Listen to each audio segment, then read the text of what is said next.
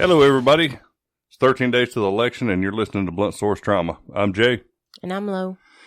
And man, what a fucking crazy week it's been, or a few weeks since we actually recorded our last one. We've been out for a little while, a little sick, no big deal. We're back on it. And, man, the crazy shit that's going on with Joe Biden right now and this fucking laptop. Yeah, Hunter Biden, cokehead. I mean, it's fucking nuts. I mean, anybody that's voting for Joe Biden is voting for pure fucking corruption. Because at this point, I mean, they're just flat out telling you, hey, I'm using my position so that my son can make a bunch of money and I get half of it because I'm the big daddy. Right.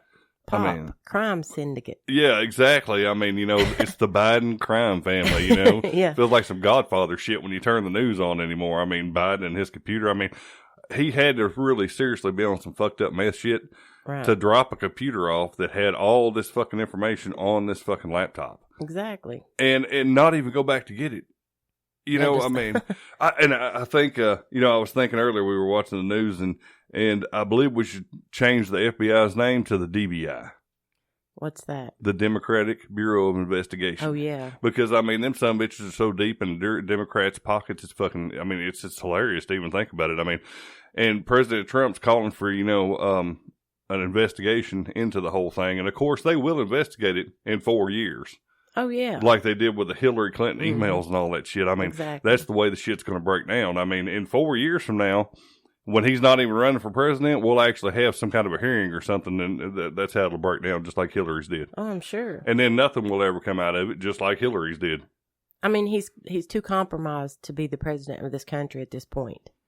Yeah, I mean, the guy can't even put a whole sentence together without a teleprompter. Yeah, but I mean, as far as foreign relations and stuff goes, I mean, when you become compromised or embedded with communist nations and stuff on the side, like China's his side bitch almost, you know? Exactly. You're compromised. You can't be the president of the United States that way.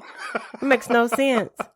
Yeah, I mean, and like you said, he is compromised by China because what's going to happen is if by some God forbidden way that he was to get elected, which I mean, it's going to be a Trump landslide, but for some way that he did get elected, I mean, what it would really come down to is we would be working for China full fucking time. I mean, China would rule America. Right. Yes. I mean, all they need to do after that is shut everything down. The only thing that needs to run is everybody will work at Amazon and they'll buy all their products from Amazon and we'll get all our products from China under Joe Biden's regime. Right. Exactly. I mean, that's really what it's going to come down to. And I mean, hell, America's not ready for that shit. No. I mean, Americans like too much going out, fast food, movies. I mean, nobody's going to stay at home and just work they don't full understand time. The magnitude of this election and they don't understand that they'd be getting rid of free enterprise and electing socialism. And it's like, wake up already, you know, just wake up. But you know, if you don't vote, Republican, majority vote red, it'll be a socialist country. And then it'll be too late. There'll be nothing that the people can do, at least not for another 4 years. Right. And I mean, Joe Biden lost my vote completely when he comes out and he goes, you know, you're going to lose your guns under me. Your guns are fucking gone. And then, on top of losing the guns, then he's going to jack up all the damn taxes and everything to the point that it's like 50 Cent even come out and said, you know, I can't do the 65% thing.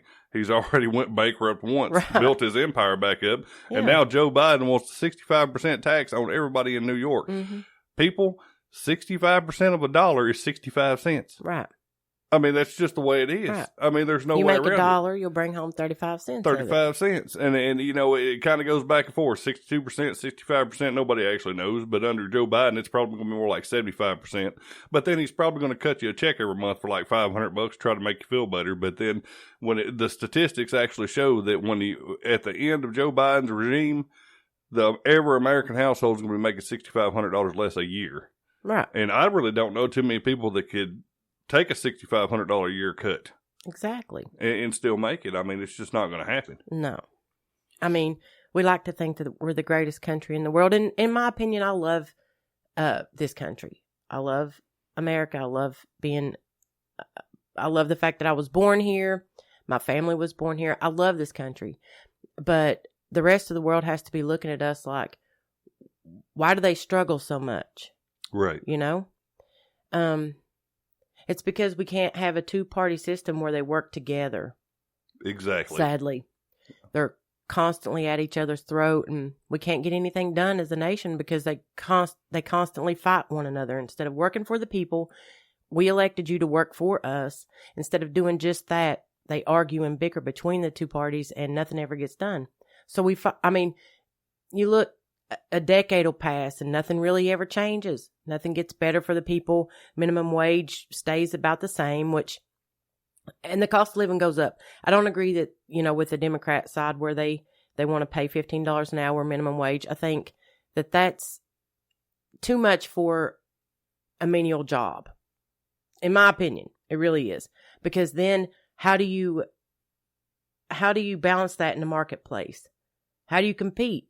You really can't. If you can go to a fast food joint and make $15 an hour, excuse me, and then go to Amazon or some other factory job or something like that and make $18 an hour, how does that suffer in the marketplace? Right. It would have to suffer in some way. Yeah, the only real way to really break it, down now and make it make any sense is they're going to have to figure out a way to balance work and home life. Sure. For every American. So we're going to have to figure out a way to get payroll up and the taxes down and some time at home. Because right now the scales of the balance of home and work life, your work scale is got a bulldozer sitting on it, and your home life is like a thimble. Mm. The side of the scale is. So, they're going to have to try to figure out something along that line. But the biggest problem with Joe Biden's taxes is he's going to tax everybody in the bracket of $400,000 over a year. Right. Which the majority of those people are business owners. Mm-hmm. And these business owners are the ones that provide the jobs. So when they start overtaxing these people, they can't afford to pay people anymore and still make a profit. First thing to go is employees. Realistically, nobody opens a business to give people jobs. They just don't. Right. You open a business to make money. Exactly. And if you get taxed so much, then you can't afford to pay all your employees. So the employees just have to go home. Well, see, that's one of the things I love about the Trump administration is he's for free enterprise. Capitalism works. Let's keep that train going. It's you can make as much money as you want to make. And he understands that you can't just tax the rich. You can't raise taxes substantially against the rich and expect jobs to not be shipped overseas or them to hire less employees. He understands how it works, and that's why he won in 2016 is because the people didn't want a politician; they wanted a businessman because our country really needed someone to restructure the books, basically rewrite everything and put people back to work and stop shipping our jobs overseas. And he's done exactly that, even with all the stuff that he's had to deal with from the left. And can you imagine what he could get done if they would just get off his back? Right. Let him do his job. The most he could serve again is another 4 years. I think the people should elect him. That way we can see where our country can go from here and stop fueling the fire of the left with, they're not in office. So until they're in office, let whoever is in office be respectful and let them do their job. If you lost, you lost. That's the way it works. If you're not first, you're last. That's the way it is. Stay off, sit on the bench, let the real players play while he's in office, and then switch it up. Right.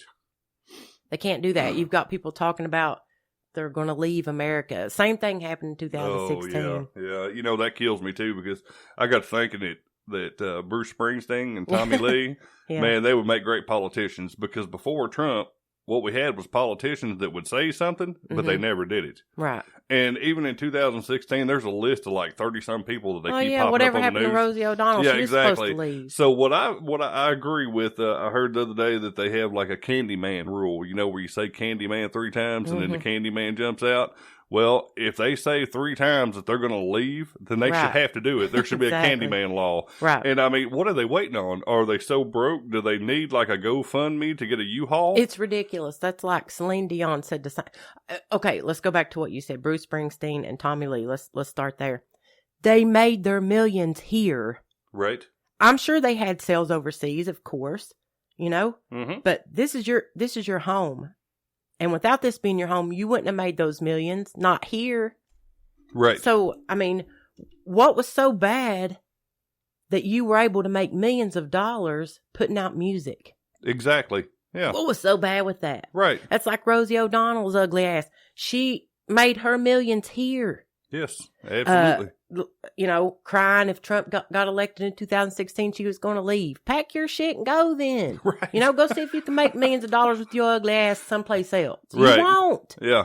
Celine Dion, again, if Trump gets elected, I'm leaving. It's like, bitch, you came here from Canada. Right. French Canadian. You made your millions here. You do a show in Las Vegas, Nevada, in the United States of America.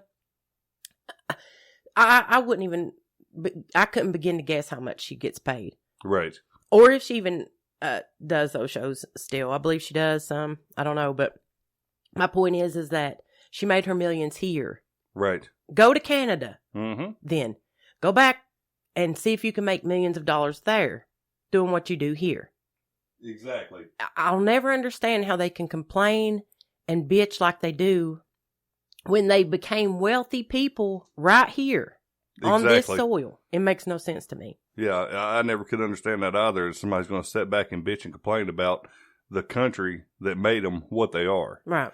And that's just like with the people in all these Hollywood, what they call elites. What I can't figure out is how are they sitting around bitching and moaning and griping and complaining when they're millionaires? Right.